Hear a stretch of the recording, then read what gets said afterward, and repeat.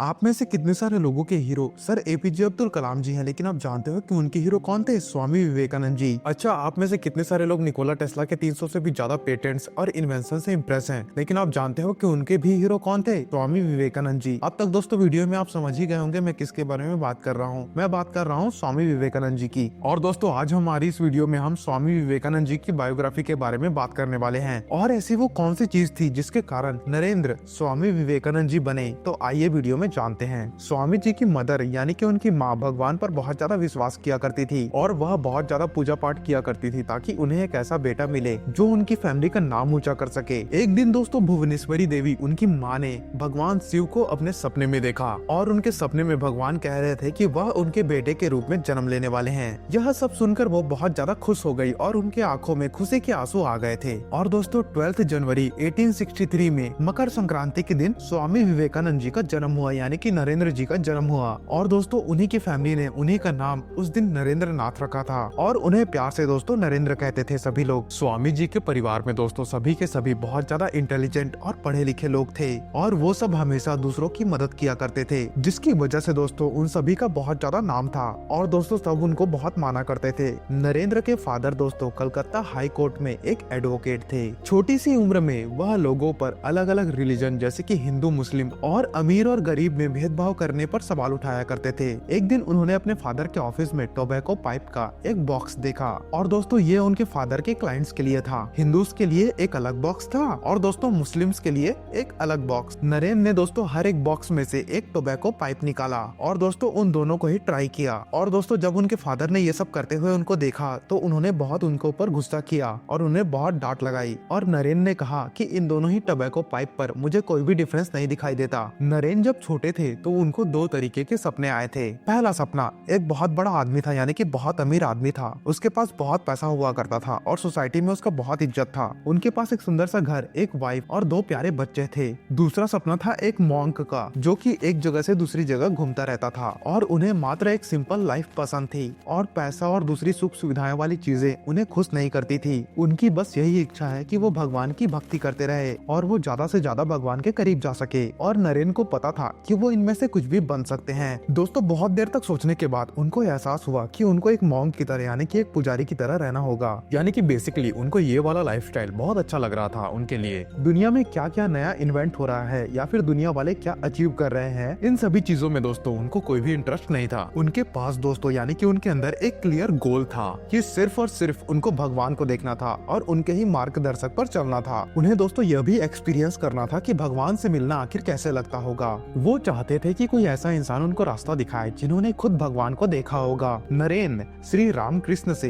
दक्षिणेश्वर मंदिर में मिले थे, और वह नरेंद्र से मिलकर बहुत ज्यादा इम्प्रेस हो गए। रामकृष्ण समझ गए थे कि नरेंद्र दूसरे बच्चों से बहुत ज्यादा अलग है। ऐसा लगता था कि नरेंद्र की आंखें हमेशा मेडिटेशन में लीन रहती है। वो अपने कपड़ों या फिर वो कैसे दिख रहे हैं, इन सभी चीजों पर वो कभी ध्यान नहीं दिया करते थे। मास्टर रामकृष्ण बहुत ज्यादा खुश रहते थे कि फाइनली उनको एक ऐसा स्टूडेंट मिल चुका है जिसके साथ वह अपने विचारों को शेयर कर सकते हैं। रामकृष्ण की मौत के बाद सारे के सारे मॉन्क बेघर हो गए थे, और नरेंद्र अब 23 साल के हो चुके थे, और अब यह उनकी रिस्पॉन्सिबिलिटी थी कि वह नए मॉन्क का ध्यान रखे और उन्हें पढ़ाई लिखाई में भी हेल्प करे। नरेंद्र अपने पूरे मन से नए स्टूडेंट्स को पढ़ाने में लग गए। फैमिली में सबसे बड़े होने के कारण वह दिन भर अपनी फैमिली की तरफ अपनी ड्यूटी को पूरी करते थे, और रात को मठ में अपने स्टूडेंट्स और भाइयों को सिखाने चले जाते थे। सारे के सारे स्टूडेंट्स ने साधु के जैसा जीवन पूरी तरीके से अपना लिया था। वह अपना पूरा का पूरा दिन पूजा, पढ़ाई और मेडिटेशन में बिताते थे, और दोस्तों इन सभी चीजों पर वो इतना ज्यादा खो जाते थे कि कभी कभार खाना पीना भी भूल जाते थे। नरेंद्र चाहते थे कि उनके साथ जितने भी लोग हैं और उनके जितने भी भाई हैं, उन्हें हर एक चीजों के बारे में पूरी तरीके से नॉलेज हो। वो उनके साथ बहुत सारी बातें शेयर किया करते थे और उनकी नॉलेज को इंक्रीज किया करते थे, और दोस्तों दुनिया की अलग अलग बुक्स उनको पढ़कर सुनाया करते थे। नरेंद्र उनको दूसरे देश की हिस्ट्री और पॉलिटिकल सिस्टम के बारे में भी बताया करते थे।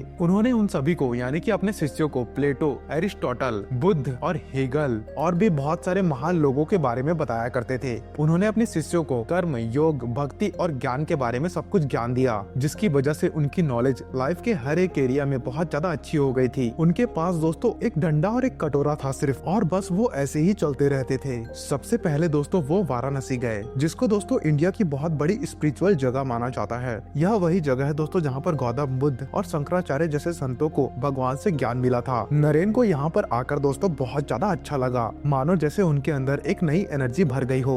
वाराणसी के बाद नरेन अयोध्या गए और दोस्तों इतना लंबा सफर नरेन ने नंगे पैर और बिना पैसों के तय किया। एक दिन दोस्तों एक अछूत यानी कि अनटचेबल एक टोबैको पाइप पी रहा था और नरेन ने उससे पाइप मांगी, लेकिन उसने देने से मना कर दिया क्योंकि उसको लगा कि नरेन एक हिंदू है और यह नरेन के रिलीजन के खिलाफ है। नरेन का वहाँ पर दिमाग खराब हो गया और नरेन ने कहा कि कितनी शर्म की बात है कि हम कितने बुरे कास्ट सिस्टम में फंसे हुए हैं, यानी कि जाति सिस्टम में फंसे हुए हैं। नरेन वापस उस आदमी के पास गया और उससे टोबैको पाइप मांगने लगे। उसने दोस्तों इस बार भी मना कर दिया उनको और अब तो नरेन मानने ही वाले नहीं थे और आखिरकार जैसे तैसे उन्होंने उससे पाइप लेकर पी ही लिया। स्वामी जी को अमेरिका में एक होप और एक अपॉर्चुनिटी दिखाई दी क्योंकि दोस्तों वहाँ पर कोई कास्ट सिस्टम नहीं था। पार्लियामेंट ऑफ रिलीजन एक बहुत अच्छा मौका था इंडिया के लिए दोस्तों मदद मांगने का, यानी कि हमारे भारत देश के लिए मदद मांगने का। स्वामी जी से उन सभी को इंडिया का एंशिएंट नॉलेज मिल सकता था और बदले में दोस्तों इंडिया उनसे मॉडर्न टेक्नोलॉजी के बारे में सीख सकता था। और दोस्तों एक दिन उन्होंने एक सपना देखा कि नरेन के पुराने गुरु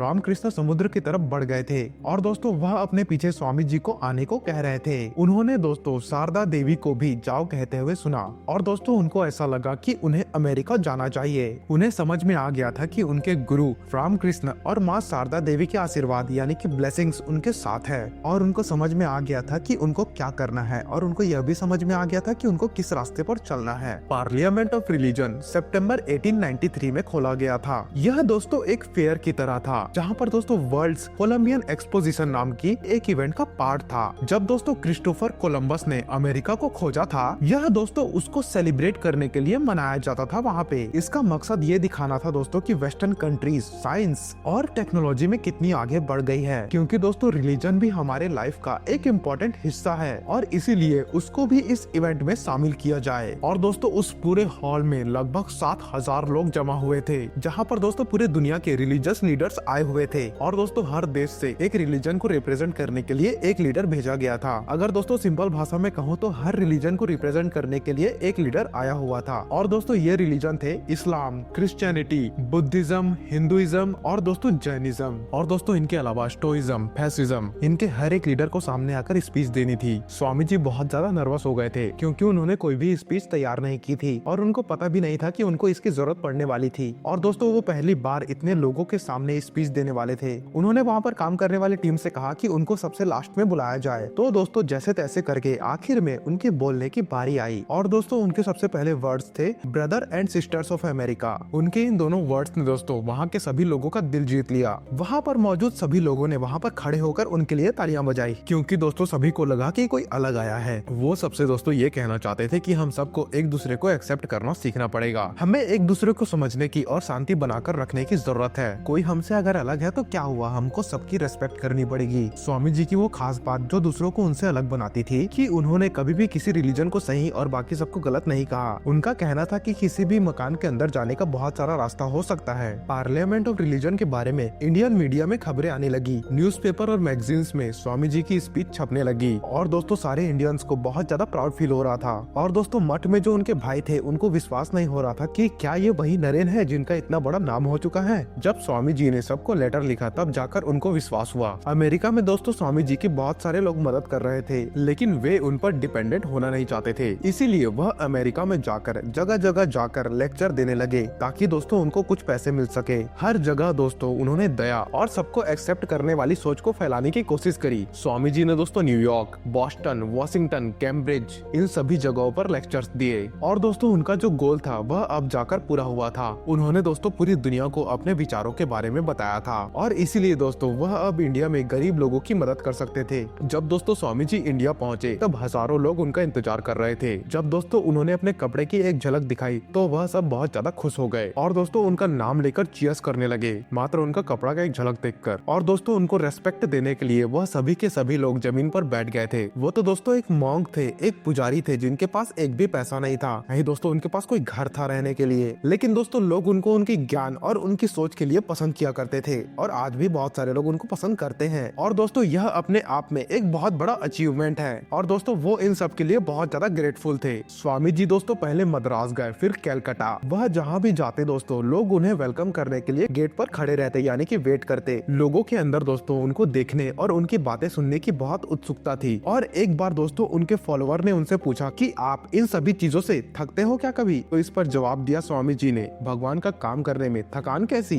और दोस्तों एक दिन उनके पास एक आदमी आया जो बहुत ज्यादा परेशान था। उसने कहा दोस्तों कि उसने सब कुछ करके देख लिया है लेकिन वह भगवान को नहीं ढूंढ पा रहा, और उसके टीचर ने जैसा कहा वो वैसा ही करता है, जैसे कि भगवान की मूर्ति की पूजा करना या फिर आंखें बंद करके अपने रूम में मेडिटेशन करना। फिर भी इतना सब कुछ करने के बाद उनको मन की शांति नहीं मिल रही थी। स्वामी जी ने तरस खाते हुए कहा कि अपने दरवाजे, अपने आंखें खोलो और चारों तरफ देखो। उन्होंने उसे अपने आसपास गरीब लोगों और कमजोर लोगों को देखने के लिए कहा। उन्होंने कहा कि उसको पूरे मन से और मेहनत से सभी लोगों की मदद करनी चाहिए। अगर वो भूखे हैं तो उनको खाना दो, अगर वो बीमार है तो उनको दवाइयाँ दो, अगर दोस्तों वो पढ़े लिखे नहीं है तो उनके पढ़ाओ, यानी कि उनकी मदद करो, और तभी जाकर तुमको शांति मिलेगी। दोस्तों एक समय की बात है, स्वामी जी को अस्थमा हो चुका था। तो दोस्तों स्वामी जी को डॉक्टर्स ने नॉर्थ इंडिया जाने को कहा, क्योंकि दोस्तों वहाँ का क्लाइमेट बहुत ज्यादा अच्छा था और दोस्तों नॉर्थ के लोग बहुत ज्यादा समय से स्वामी जी को बुला भी रहे थे, और इसीलिए दोस्तों स्वामी जी मान भी गए थे। और दोस्तों अपने फ्रेंड को लिखे हुए लेटर में उन्होंने कहा था कि वो बहुत ज्यादा थका हुआ महसूस कर रहे हैं। स्वामी जी ने नॉर्थ इंडिया के हर एक सेक्टर में यानी कि स्टेट में लेक्चर दिया। स्वामी जी एकता को बढ़ावा देने के लिए एक कास्ट को दूसरे कास्ट वालों से शादी करने के लिए बोल रहे थे। उन्होंने दोस्तों यूनिवर्सिटीज में भी कहा था कि स्टूडेंट को सिर्फ क्लर्क, लॉयर या फिर डिप्लोमेट नहीं बनना चाहिए, बल्कि उनको अपने देश की सेवा भी करनी चाहिए और अपने देश से प्यार करना भी सीखना चाहिए। और दोस्तों अंत में स्वामी जी वेल्लूर मठ में रहने लगे थे, जहाँ पर उनकी तबियत और ज्यादा खराब होने लगी थी। दिन ब दिन दोस्तों उनकी बॉडी और ज्यादा कमजोर होती जा रही थी, मगर दोस्तों उनका माइंड अभी भी बहुत ज्यादा शार्प था। अगर कोई मॉन्क उनको रेस्ट करने के लिए कहता तो वो नहीं मानते थे। स्वामी जी को इंसाइक्लोपीडिया ब्रिटानिया बहुत ज्यादा पसंद है। एक मॉन्क ने कहा कि इस बुक के सारे 25 वॉल्यूम्स को याद करना बहुत मुश्किल है, लेकिन तब तक Swami ji 11th volume start कर चुके थे। उन्होंने उस मॉन्क से कहा कि वो 10 वॉल्यूम्स पढ़ चुके हैं और उनमें से वो कुछ भी पूछ सकता है, और वह मॉन्क बहुत ज्यादा सरप्राइज हुआ ये सब देखकर। और दोस्तों उनके सवाल का जवाब बहुत अच्छी तरीके से स्वामी जी ने दिया, पूरी बुक को बताकर अच्छी तरीके से, और कुछ शब्द भी पढ़ के सुनाए उनको। और दोस्तों बुक के बहुत सारे शब्द उनको पढ़कर सुनाए स्वामी जी ने। स्वामी जी को ये सब महसूस हो गया था कि वो 40 की उम्र तक नहीं पहुंचने वाले। उनकी एज उस समय दोस्तों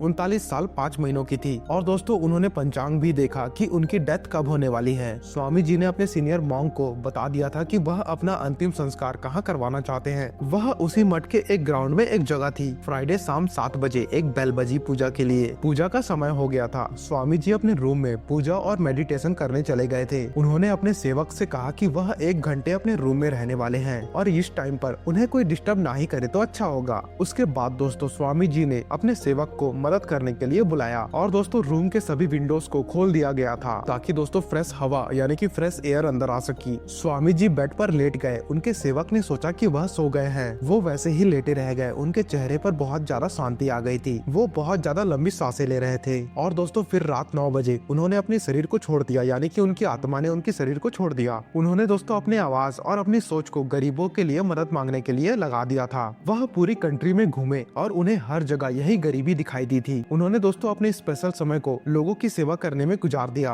और दोस्तों उनकी इसी क्लियर गोल ने उनको इतना ज्यादा सक्सेसफुल बनाया। उनके दोस्तों इसी पक्के इरादे के कारण उन्हें यूरोप और अमेरिका में इतनी ज्यादा रेस्पेक्ट मिली। दोस्तों इस वीडियो में हमने स्वामी विवेकानंद जी के बारे में देखा और जाना हमने उनकी सच्चाई और उनके विश्वास और वह कितने दयालु थे। और दोस्तों हमने यह भी जाना कि वो सच में एक बहुत अच्छे महान इंसान थे, जिनकी दोस्तों जितनी भी तारीफ की जाए वह कम होगी। उन्होंने प्यार, शांति बना के रखना और एक दूसरे को एक्सेप्ट करना, इन सभी बातों पर दोस्तों बहुत ज्यादा जोर दिया। और दोस्तों यह हमारी ड्यूटी है कि हम उन सभी चीजों को हमेशा याद रखें और इस इन्फॉर्मेशन को ज्यादा से ज्यादा लोगों तक पहुंचाएं। और दोस्तों अगर आप ऐसी ही इन्फॉर्मेटिव वीडियो और चाहते हो तो इस वीडियो में दोस्तों आप 50,000 लाइक जरूर कीजिएगा और इस चैनल को सब्सक्राइब भी कर दीजिए, ताकि ऐसी ही इन्फॉर्मेटिव वीडियो मैं आप तक लाता रहूं।